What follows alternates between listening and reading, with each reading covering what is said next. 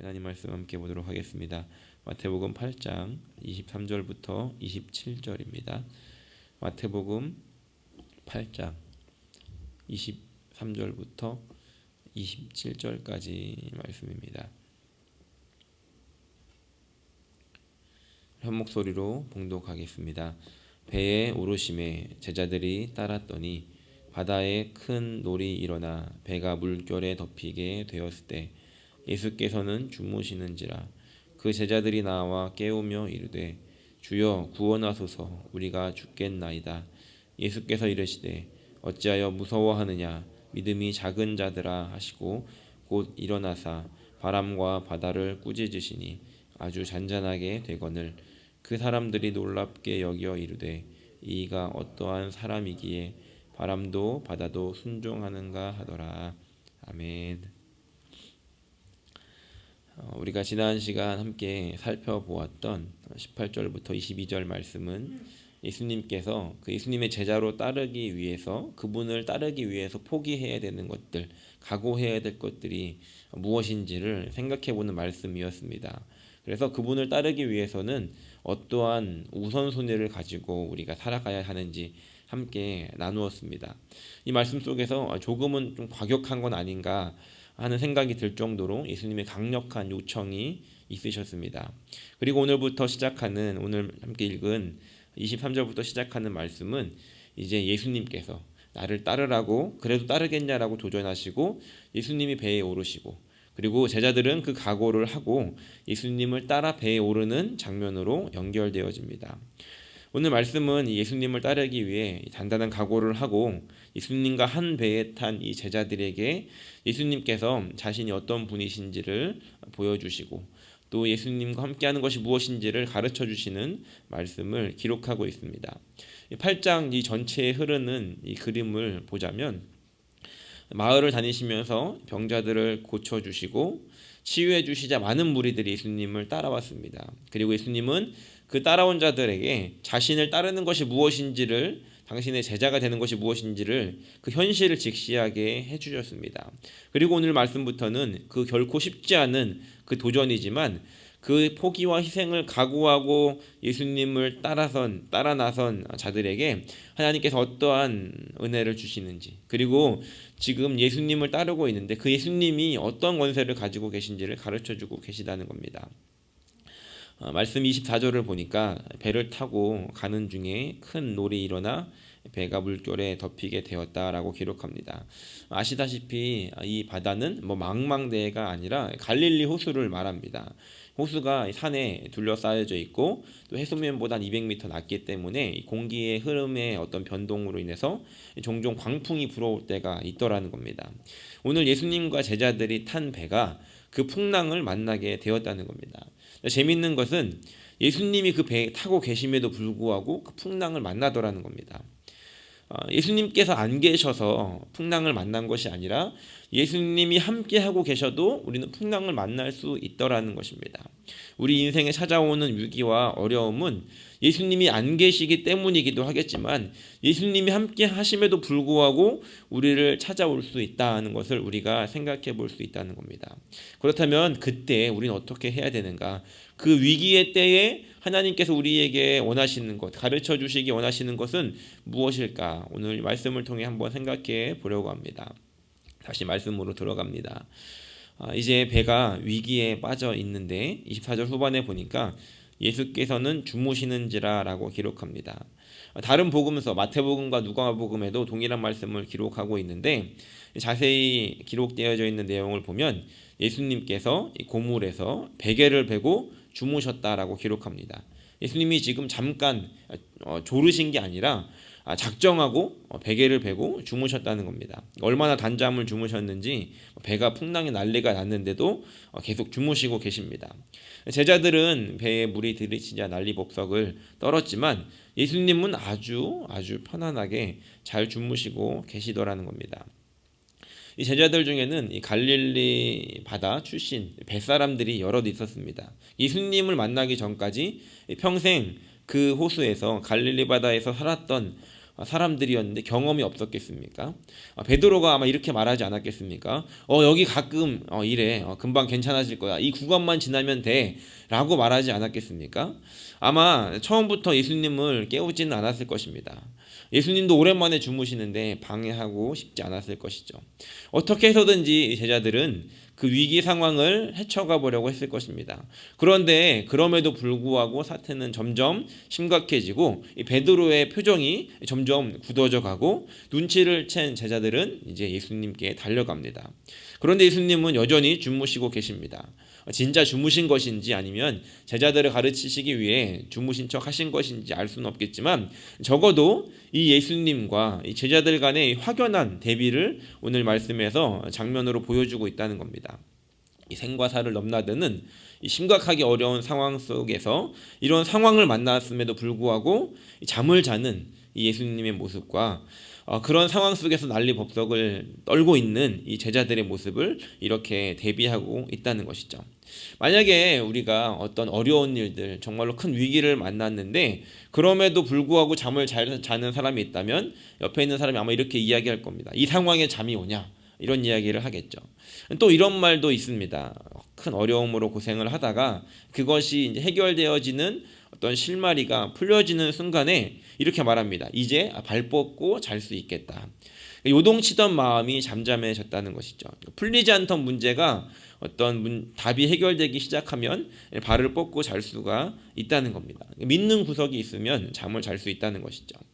지금 예수님과 제자들이 탄 배는 큰 위기에 처해 있었습니다. 경험이 있었던 그곳에서 살았던 이 제자들은 답이 없었지만 예수님은 답이 있으셨기 때문에 잠을 주무실 수 있었다는 겁니다. 예수님은 믿는 구석이 있으셨기 때문에 발 뻗고 주무실 수 있었다는 겁니다. 때로 우리의 경험에는 답이 없을 수 있습니다.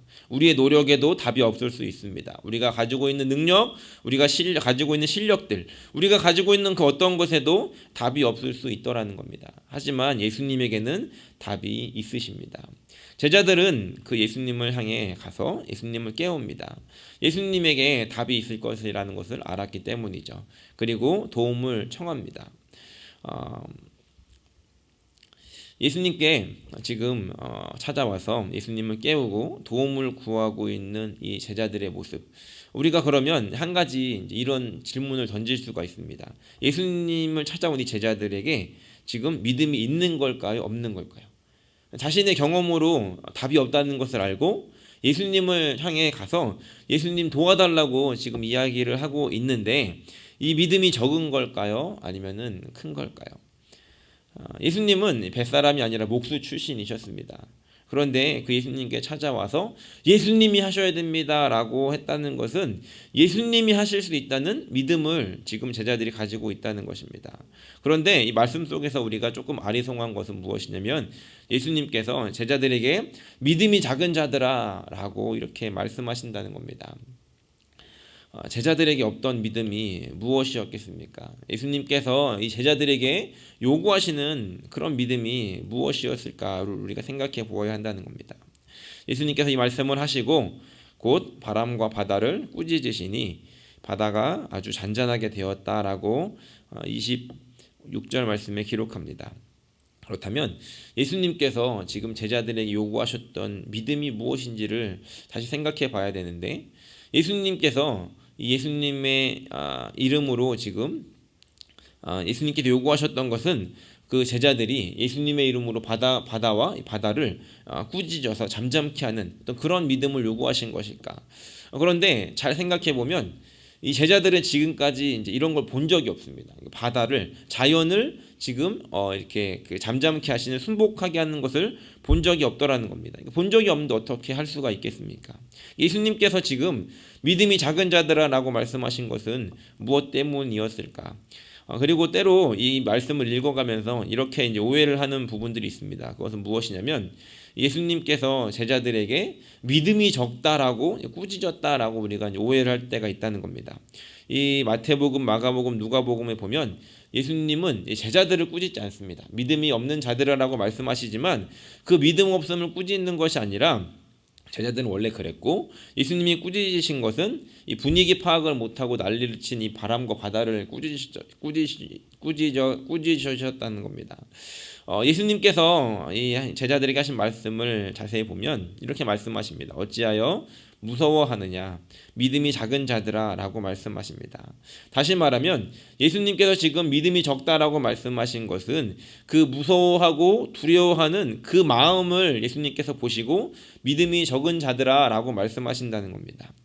자, 다시 한번 비교를 해보겠습니다. 예수님은 그 풍랑 속에서도 평안하신데 제자들은 그 예수님과 함께 있으면서도 그 평안히 주무시고 계시는 예수님을 보면서도 평안할 수 없는 그 마음을 예수님께서 지적하셨다는 겁니다.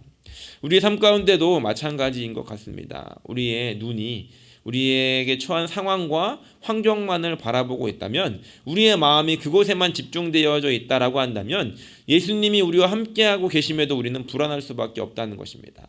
성령께서 우리 안에 계심에도 불구하고 우리가 어디에 집중하고 있느냐에 따라서 우리는 두려울 수밖에 없는 그런 연약한 존재라는 것입니다. 평안할 수가 없다는 것이죠. 우리가 예수님이 나와 함께하고 계시고 성령께서 내 안에 계심에 집중한다라고 한다면, 그리고 그 예수님께서는 그 모든 것들을 해결하실 수 있는 능력이 있는 분이다라는 것에 우리가 집중하기 시작한다면 우리 안에 오는 그 두려움을, 그 무서운 마음을 우리가 이길 수 있는 믿음을 갖게 되어진다는 것입니다. 그렇다면 오늘 이 말씀을 통해서 예수님께서 우리에게 가르쳐 주시는 것이 무엇일까? 이런 적용을 해볼 수 있을 것 같습니다. 그것은 우리가 예수님이 어떠한 분이신지, 예수님이 하실 수 있다는 것은 머리로는 알지만 그 머리로 알아서는 우리가 두려운 것을 해결할 수가 없다는 것입니다. 제자들은 예수님이 해결하실 수 있다는 걸 알았지만 무서워했다는 것이죠. 왜냐하면 이 상황에 대해서 해결해 본 적이 없었기 때문입니다. 그렇기 때문에 우리가 알아야 하는 것은 무엇이냐면 머리로만 아는 것이 아니라 경험을 통해서 알아야 한다는 것입니다. 오늘 예수님께서 주무시고 계셨습니다. 우리가 예수님께서 어떤 분이신지 알기만 하고 예수님에게 도움을 청하지 않고, 예수님이 그런 분이신 것을 알지만 우리가 그 예수님을 경험해 보지 못한다라고 한다면 마치 우리의 마음속에서 예수님은 주무시는 것처럼 그냥 그저 계실 수도 있다는 것입니다.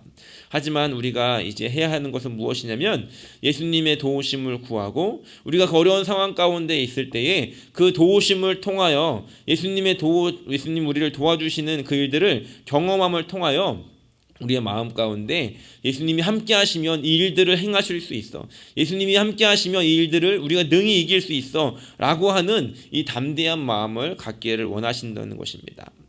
예수님께서 오늘 제자들을 꾸짖지 않으시고 바람과 바다를 꾸짖으신 이유가 무엇이었겠습니까? 그것은 이 제자들의 연약함, 그 믿음 없음을 아셨다는 것입니다.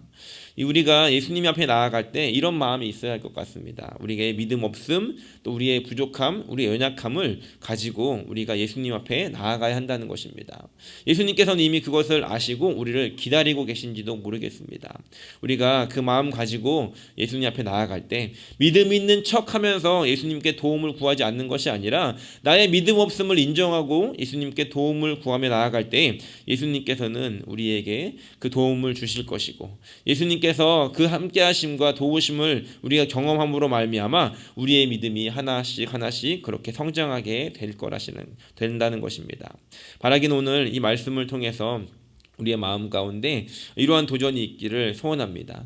우리의 머리로는 알지만 여전히 예수님께서 내 마음에 주무시고 계신 것처럼 예수님에게 도우심을 구하며 나아가진 않았는지, 우리가 예수님을 어떻게 믿고 있었는지, 우리 안에 있는 그 두려움들을 우리가 어떻게 해결하려고 했었는지를 가만히 돌아보시면서 하나님께 오늘 도우심을 구하고 내 안에 계신 성령님을 의지하며 그 도우심을, 그리고 또 그 두려움을 담대함으로 바꿔 나아갈 수 있는 그런 저 여러분들이 되시기를 예수님의 이름으로 간절히 축원합니다.